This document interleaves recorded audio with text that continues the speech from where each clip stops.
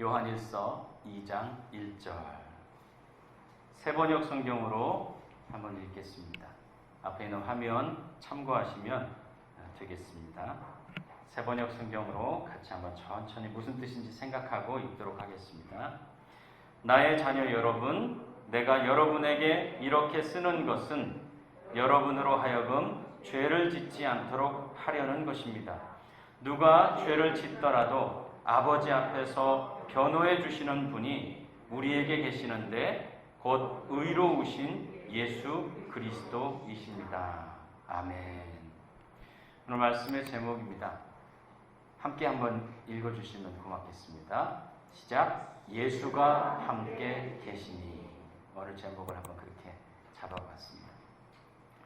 제가 점심을 먹을 때, 집에서 점심을 먹을 때 혼자 이제 먹을 때는 심심하니까 TV를 이렇게 켜게 됩니다.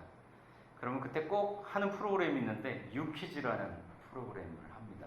유재석과 조세훈이라는 사람, 이름이 정확한지 모르겠네. 하여튼 조셉이라고도 부르고 재밌는 사람이 있습니다. 이 둘이 서로 콤비가 되어서 너무나 재밌게 진행을 해요. 유퀴즈는 쉽게 얘기하면 사람책 이야기라고도 할 수 있습니다.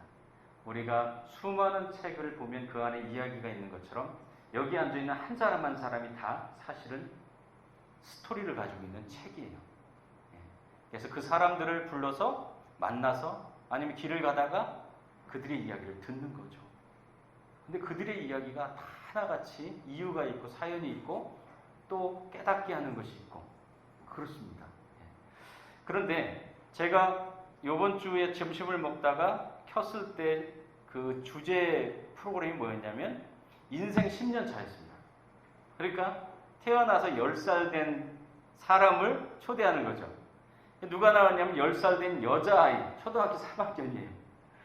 참 방송이 많이 잘 이루어졌습니다. 초등학교 3학년에 나와서 그 유재석하고 같이 서로 이제 이야기를 하게 되는 거죠. 여러 가지 질문들을 합니다. 뭐 요즘 비대면으로 수업하는데 어떠냐? 그러니까 이 친구가 질문을 그때 하고 싶은데 질문을 할 수 없으니까 그게 참 너무 아쉽다. 그런 얘기들을 하고 또 뭐 이런 질문을 하면 또 그것에 대해서 막 얘기하고 이 질문하면 그렇게 하고 근데 그 친구가 대답하는 답을 듣다가 제가 실수는 아니고 아이고 맹랑하다 이렇게 느꼈던 게 있었어요. 질문이 이거였습니다. 인생에서 가장 중요한 것은 뭐라고 생각합니까? 10년차 10살 된 아이에게. 그런데 이 녀석의 대답이 여자아이인데 참 재밌습니다. 제가 10년을 살아보니까요 이렇게 얘기를 해요. 10년을 살아보니까 친구 관계가 가장 중요해요. 그렇게 얘기를 합니다. 친구 관계가 좋지 않으면 불편하고 서로에게 도움을 주지도 못하고 그래서 친구 관계가 제일 중요한 것 같아요. 이야, 제가 맹랑하고 재밌다 그랬습니다. 오늘 우리는 요한일서를 보고 있습니다. 그런데 이 요한은 물론 요한복음부터 요한 1, 2, 3서를 쓴 공통저자라고 얘기를 하는데 사도 요한일 수도 있고 혹은 장로 요한이라고도 말하기도 합니다. 서로 다른 사람으로 저자를 보기도 해요. 이 둘이 가장 유력한 저자분인데 누구든지 뭐 상관은 없습니다. 똑같은 정신을 가지고 쓴 거니까. 장로 요한은 길장자 늙을로 해서 이제 가장 오래 산 사람, 그 공동체에서 나이가 제일 많은 사람. 그래서 연장자를 장로라 그렇게 부르는 거예요. 그런데 그가 평생을 살고 나서 하는 신앙의 고백, 신앙 생활을 한 그가 고백하는 서신의 핵심 단어가 뭐냐? 사귐입니다. 사귐. 그래서 요한 일서를 보면 사귐 바되었다 그런 말이 나오죠. 인생 10년 차가 친구 관계가 제일 중요해요 라고 이야기했죠. 10살밖에 안 됐지만 10년밖에 안 살았지만 인생을 꿰뚫고 있는 겁니다. 나보다 낫다 그런 생각이 들었습니다. 오늘 요한은 말합니다. 평생을 살면서 가장 중요한 것은 사귐이다.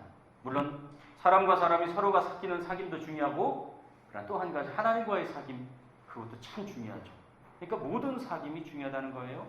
근데 저는 질문이 생겼습니다. 하나님과의 사귐 혹은 서로 사귐이 우리에게 어떤 것일까? 사귐이라는 것은 어떤 의미가 있는 걸까? 그런 생각이 좀 들었습니다. 하나님은 왜 우리에게 사귐으로 다가오셨을까? 요한은 왜 자기의 전생애를 살고, 사도 요한이라고 한다면 제일 오래 산 사람이에요. 사도 중에서. 딴 사람들은 다 죽었어요. 근데 요한은 끝까지 살아남았습니다. 그가 마지막에 하는 말이 뭐냐? 사귐. 그게 중요하다는 겁니다. 사귐은 어떤 의미가 있느냐? 첫 번째, 7절에 보니까요, 빛을 준다고 얘기합니다. 빛을 준다. 1장 7절에 그러나 하나님께서 빛 가운데 계신 것과 같이 우리가 빛 가운데 살아가면 우리는 서로 사귐을 가지게 되고, 그렇게 얘기합니다.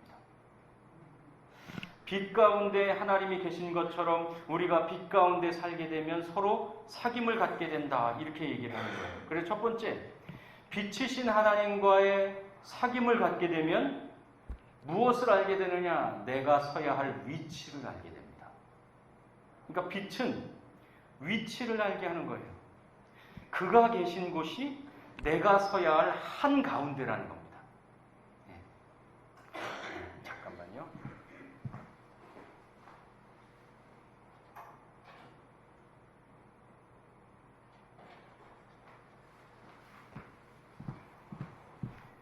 날씨가 변하면 기계가 좀 예민하게 소리를 반응하는 것 같아요. 그가 계신 곳이 내가 서야 할 한가운데다. 위치를 알려주는 겁니다. 그것을 무엇이라고 얘기하느냐? 사귐이라고 얘기를 하는 겁니다.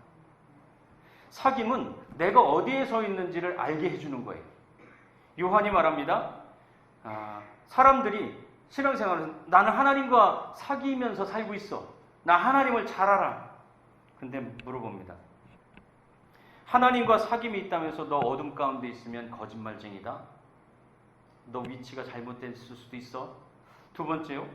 나는 하나님을 알아. 요한이 말합니다. 하나님 안다면서 너 예수의 계명 안 지키면 거짓말쟁이야. 위치를 알게 하죠. 나는 빛 가운데 살아. 나 하나님을 믿으면서 빛 가운데 살아. 요한이 말합니다. 빛 가운데 산다면서 서로 사랑하지 않으면 너 거짓말쟁이야. 우리의 위치를 알게 해주는 겁니다. 너 어디에 서 있느냐를 보게 해주는 것이 빛이라는 거예요. 그게 빛이신 하나님과 사귐이 있을 때 내가 어디 서 있는지 알게 되는 거예요. 길 잃은 자에게 별의 위치가 가야 할 방향이 되는 것처럼요. 그래서 두 번째, 하나님과의 사귐은 두 번째 빛이라고 했는데 그 빛은 우리에게 방향을 가르쳐 줍니다. 하나님과 사귀는 것은 빛 가운데 사는 것이라고 했습니다. 여러분, 사는 것은요, 가장 많이 비유되는 개념이 뭐냐면 걷는 겁니다. 사는 것과 걷는 것은 굉장히 많이 닮아 있습니다. 걷는 것처럼. 근데 걸으려면 어떻게 해야 됩니까? 방향이 정해져야 됩니다. 방향이 안 정해지면은요, 아무리 튼튼한 사람도 한 걸음도 뗄 수 없습니다. 어디로 가야 될지 모르는데 머뭇거리고 서 있는 거죠. 방향이 정해져야 되는 거죠. 신앙 가운데 가장 신비로운 선택이 뭔지 아십니까? 우리가 신앙생활하면서 가장 신비로운 것, 저는 그것을 삶이라고 생각합니다. 삶이 변하는 것, 삶의 방향이 바뀌는 것, 그게 가장 신비로운 일입니다. 여러분, 자식도 아무리 잔소리해도 안 바뀝니다. 그런데 이 하나님과의 사귐이 있어서 삶의 방향이 바뀌는 그런 일들이 일어나는 것, 놀라운 일입니다. 놀라운 일입니다. 가장 위대한 사람은 삶이 되는 사람이에요. 우리가 왜 위대하지 않느냐? 삶이 안 돼요. 그래서 위대하지를 않아요. 예수님이 왜 위대하신 줄 아십니까? 예수님은 삶이 되세요. 왜 성인들을 위대하다고 하는지 아시죠? 그분들은 삶이 돼요. 삶이 돼요. 우리는 신비로운 체험과 기적 행하는 것, 그것을 대단하다고 생각하지만 그러한 일들을 행하는 마술사를 존경하는 사람은 그닥 없습니다. 이전과 다른 삶을 살게 되는 것, 그게 가장 위대한 선택인 겁니다. 저도 역시 마찬가지입니다. 이전과 다른 삶을 살게 되었어요. 그게 위대한 선택입니다. 예수님은 그래서 말하죠. 이전 것은 지나갔으니 보라 새 것이 되었다. 고린도서에서 말하죠. 그리스도 안에서 이전 것은 지나갔으니 보라 새 것이 되었다. 그 말은 무엇입니까? 이전과 다른 새로운 삶을 살 수 있게 되었다. 그 말이죠. 신앙 안에서 가장 위대한 것은 삶이에요. 삶. 그러므로 빛은 내가 서야 할 위치를 알게 하고 내가 가야 할 방향을 알게 해요. 그래서 하나님과의 사귐이 있으면 우리의 삶의 위치가 달라지게 되고 우리의 삶의 방향이 달라지게 됩니다. 그리고 사귐은 무엇이냐? 그 방향으로 걷는 삶이 사귐이에요. 하나님과 사귄다고 하면서 죄의 길로 막 뛰어간다면 그건 사귀는 거 아니에요. 배반하는 거죠. 뒤통수 제대로 치는 거죠. 사귐은 무엇이냐? 그 방향으로 가는 거예요. 같이. 그게 걸음이죠. 그래서 우리는 뭐라고 합니까? 그것을 친구 되는 삶이다. 그렇게 말합니다. 근데 친구가 되려면 이왕이면 조금 더 써서 좀 좋은 친구 되자. 그렇게 얘기하는 겁니다. 저는 그렇게 신앙이 굉장히 좋지를 못해서 할 수 있는 만큼만 한 걸음씩 걸어가보자. 그렇게 하고 있습니다. 그래서 할 수 있는 게 뭔가 했더니 친구가 되는 거더라고요. 친구. 근데 그것도 쉽지 않아요, 여러분. 그것도 쉽지 않아요. 교회에서 얼마나 싸우는지 아십니까? 그런데 놀라운 것은 예수님이 요한복음 15장에 나는 너의 친구로 딱 그렇게 말씀하셨어요. 그러니까 친구는 예수님이 되어주신 거예요, 먼저. 하나님과의 사귐은 빛을 줍니다. 그리고 방향을 줍니다. 두 번째요. 하나님과의 사귐은 함께하게 합니다.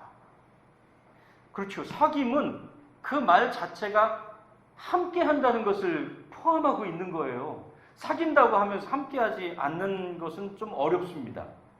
예수님은 2장 1절부터 이렇게 말합니다. 기쁨을 충만케 해주시려고, 그리고 우리에게 죄를 짓게 않게 하시려고, 그리고 혹시 죄를 지었으면 그 죄에서 돌이켜서 우리가 바르게 살 수 있도록 변호해 주시려고 예수님이 함께 하신다. 그렇게 얘기했습니다.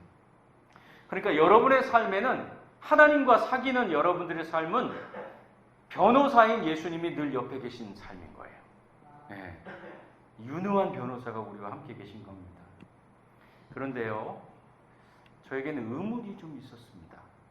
아마 여러분들에게도 그런 의문들이 있었을 수 있을 것 같아요. 함께 하신다고 했는데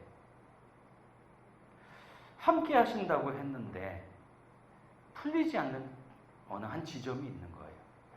하나님 함께 하신다고 했는데 바로 예수님의 십자가였어요. 예수님의 십자가의 사건은 굉장히 처참하고 잔인하고 비참한 그러한 사건입니다. 이런 생각이 들었어요. 그때 뛰어내리면 전세가 역전되는 건데, 그렇잖아요. 십자가에 이렇게 달려있다가 뛰어내려봐라 하고 막 사람들이 막 외치고 그럴 때 에이 하고선 뭐 딱 뽑아버리고선 확 뛰어내려가지고 막 천군천사 막 불러내리고, 죽어서 이제 막 그 어둠 오고 막 바위 터지고 그렇게 하지 말고 뛰어내려가지고 바위도 터뜨리고 그러면 아마 어마어마하게 이슈가 됐을 거고 역사서에서 두고두고 아마 기록하고 얘기할 겁니다. 근데 비사처럼 얘기한단 말이죠. 두 번째는요, 하나님은 그때 뭘 했나 그 생각이 들어요. 십자가에서 예수님이 그렇게 잔혹하게 비참하게 그리고 너무 불명예스럽게 십자가는 뻘거벗겨서 매달리거든요. 여러분, 여기 수백 명의 사람이 모여있는데 여러분을 뻘거벗겨가지고 거기다 이렇게 매달아 놨다고 생각해 보세요. 그 수치가 얼마나 대단합니까? 그런데 하나님 그때 뭘 했는가? 그 생각이 들어요. 해도 빛을 잃고 뭐 그런 얘기가 있습니다. 그거를 우리는 하나님이 참아 볼 수 없어서 눈을 가리셨다. 등을 돌리셨다. 그리고 때로는 하나님이 부재하셨다. 그러니까 역사 속에 유일하게 하나님께서 부재하셨던 시간이라고 표현하기도 합니다. 하나님이 없던 시간. 그만큼 예수가 짊어져야 됐던 죄가 심각했다는 얘기입니다. 그런데 여전히 풀리지 않아요. 하나님은 충분히 다른 방식으로 하실 수 있는 능력도 있는데 그렇게 사랑하는 자기의 아들이라고 하는 예수를 왜 그렇게 죽게 놔뒀을까? 왜 아무것도 하지 않았을까? 왜 그런 질문과 서운함과 분노와 이런 마음이 내게 있느냐? 만약 내가 그 자리에 있었으면, 그러면 하나님은 예수에게 한 것처럼 나한테도 그렇게 하실 거 아니에요. 한 번 했으면 2번 못 하겠어요? 그때 예수를 버리셨으면 나도 버릴 수 있는 거 아니에요?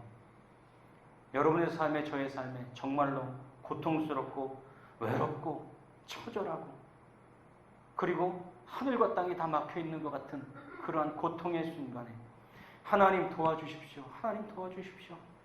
아무리 외치고 부르짖어도 대답이 없으시고 안 도와주시고 도망가시고 숨으시고 하나님 어디 계십니까? 라고 묻지 않겠습니까? 저도 그런 시간을 지냈었고 그때 울부짖으면서 하나님 앞에 도와달라고 외쳤었습니다. 사실은 이 설교 초고를 하면서 울었어요, 제가. 그런데 요한은 이 분노에 찬 질문과 서운함에 아니라고 답하고 있어요. 아니라는 거예요. 그게 아니라는 거예요. 그때도 하나님이 함께하고 계셨어라고 말하는 거예요. 무슨 말도 안 되는 소리. 버리셨는데 아니라는 거예요. 하나님은 늘 함께 하셨대요. 요한 서신이 유독 반복하는 말이 있어요. 그것은 함께 했다라는 말이에요. 요한복음과 요한 1, 2, 3서를 통틀어서 함께 한다. 요한 1서는 그것을 사귐이라는 단어로 쓰고 있습니다. 예수는 내가 아버지 안에 있고 아버지가 내 안에 있다. 내 안에 있다. 포도나무 비유를 하면서 나는 포도나무요 너희는 가지다. 함께 붙어 있다. 요한계시록에서는요 문 두드리고 있으니까 문 열어. 그러면 내가 너에게로 들어가서 너로 먹고 나로 먹고 더불어서 먹어. 그러니까 계속해서 함께 하고 있다라는 말을 하고 있는 겁니다. 그러면 예수가 십자가에서 죽을 때 그때 뭐 하고 계셨어요? 예수가 십자가에서 죽을 때 하나님 뭐 하고 계셨어요? 요한은 이렇게 말합니다. 십자가에서 예수가 고통받을 때 하나님도 함께 고통받고 계셨지. 그렇게 말하는 겁니다. 하나님이 내 안에 계셨다면 예수가 고통받을 때 그 안에 계신 하나님도 같이 고통받으신 거죠. 처음엔 말이 안 된다고 생각했습니다. 그런데요, 고통받는 순간 할 수 있는 가장 위대한 일이 뭘까요? 최선이 뭘까요?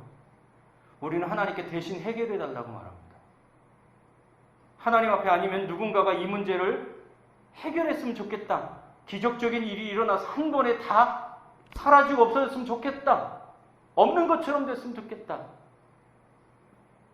그런데 아니에요. 그 누구도 대신 해결해 주지 못해요. 여러분의 인생을 다른 누구도 대신 살아주지 못해요. 내 인생은 내가 살아야 되는 거죠. 하나님도 여러분의 인생을 살아줄 수 없어요. 그렇지 않습니까? 그럼 하나님은 뭐 하시느냐?